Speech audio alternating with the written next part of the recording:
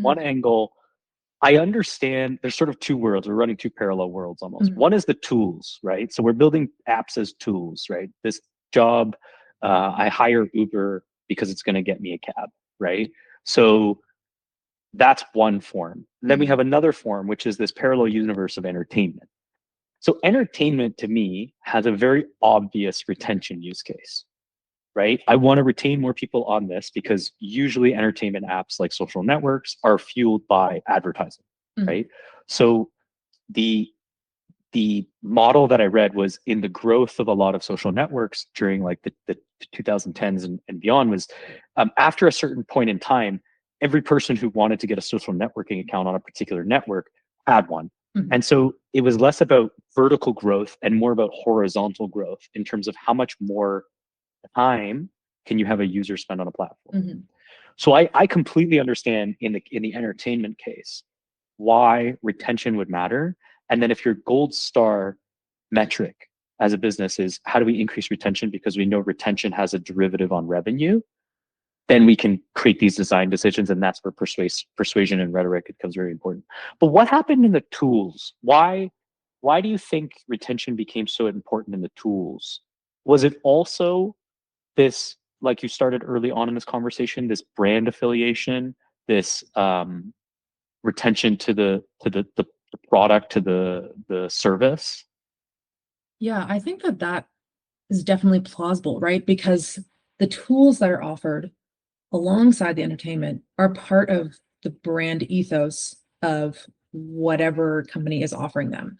So I know a lot of people like using Mac because they like the specific tools that are offered, or they like using PCs because they hate the way that Mac interfaces work. So I don't really have a good answer specifically for why retention for the tools is important. I almost Mm, feel like that's kind of secondary now okay. because and people don't buy smartphones because they like, how the messaging app works. Hmm. They buy it because of the total package that's kind of now so entwined that we don't even think about having separate devices. Like, you'd have your mini DVD player, you have your phone, and you'd have your MP3.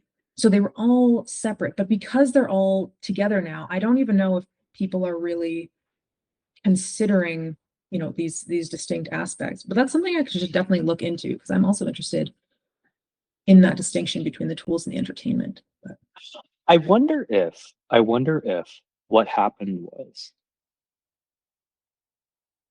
because you're right. You buy a smartphone, you don't think about different, I'm going to have this. I mean, it's such a great calculator. I can't wait to buy my own because I'm going to get the best calculator, right? It's not something that you think about.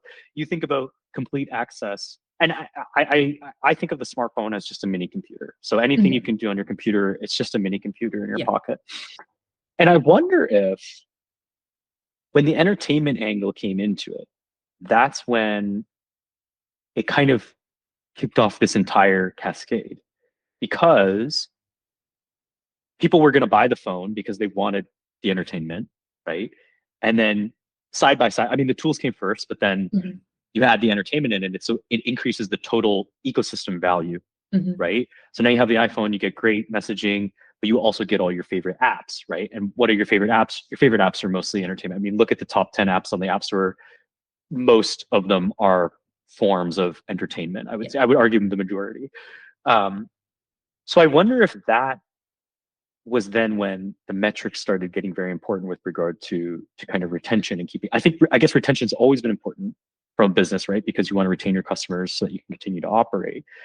But this aspect of then making the design more persuasive, because then I guess you also have an intention marketplace, right? In the sense Mhm. of you're bartering to try and compete with the attention somebody's going to get from us, or sorry, you're bartering for the attention of the user that could otherwise go towards a social network or watching videos or any of these things. So then you have to apply different design practices or rhetoric Mhm. in order to attract to your app in order to get retention from that angle. Yeah, and what you've seen with apps in the last couple of years is they've all homogenized a little bit. Hmm. Like in the early days, Snapchat was okay, pictures that delete themselves after 24 hours. Did they have stories in the early days? I think I they think it, started stories. they did start stories, but it was Okay. they first did the disappearing, then they added the stories. Yeah. And so after they added the stories, well, now Instagram has stories and Facebook has stories. So it's the same thing with where, Tim Hortons is now offering subs and pizzas. And you think, why are you doing that? But it's because they're capitalizing on what other chains are doing in fast food.